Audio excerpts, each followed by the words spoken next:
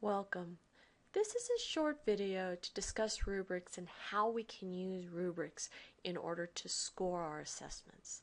Whether it's an exam, a quiz, or an essay, there has to be a way to grade it so that we can not only get the student the grade they deserve, but give them the valuable feedback that helps them improve. Now, when we look at this, notice a lot of us grade with checklists, especially in the math and sciences. We grade, did they solve the problem correctly? Did they find the slope? Did they have the right sign?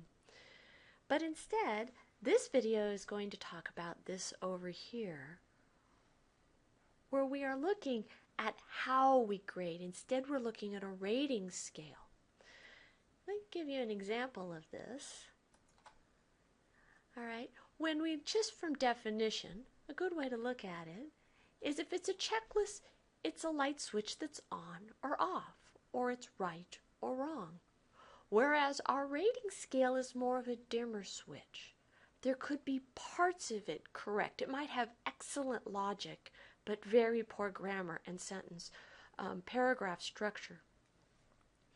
So let's go ahead and let's look at an example of the rubric. And this is the rubric that was given to you when you did your basic D2L.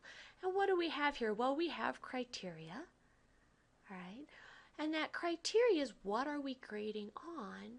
And then we have this information here that sort of gives information to the students.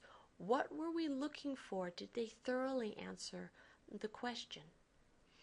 In looking at rubrics, there are two basic types of rubrics, and that's the holistic or the analytic.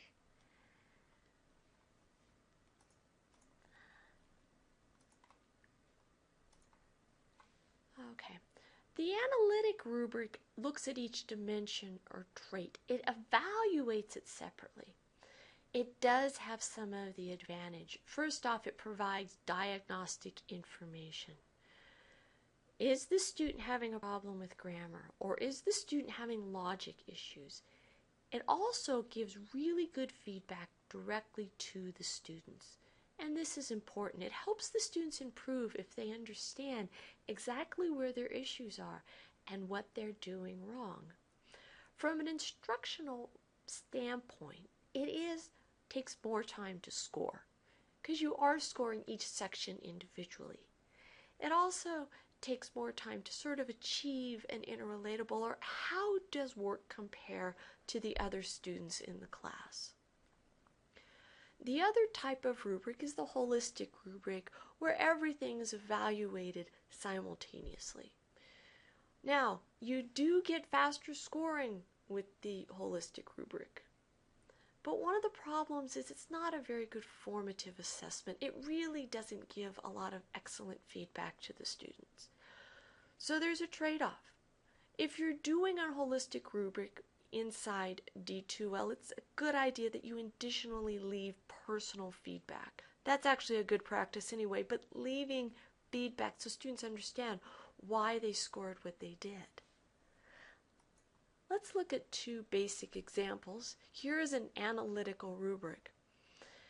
And notice, the scores, here are a row. Sometimes you will see the scores as columns. And they're in basic, we have content, organization, development, and use of language. So, for example, if a student is working through this and the student realizes that their score for content is a 1, whereas their score for vocabulary is a 4, they used excellent vocabulary on their paper, but on the other hand, they had very poor content, or they didn't answer the question. So looking at this grading rubric allows the students to very clearly identify what they need to improve. A holistic rubric, as I mentioned earlier, gives really an overall explanation. This one, it says exemplary, proficient, acceptable, weak, unacceptable. Other scoring you'll say is excellent, very good, good, needs improvement. And those types of words is what used with a holistic rubric. as an instructor, you would read the paper and then say, okay, so this particular paper falls into the acceptable category, they get 20 points. As an instructor, you would then have a feel for it, and you sort of have an overall feel of what you're examining. The problem is the students don't get a lot of information or feedback from this type of rubric, and that's why you have to leave personal information. This concludes a basic definition video of rubrics. Please click on the next one so we can learn what involves a great rubric.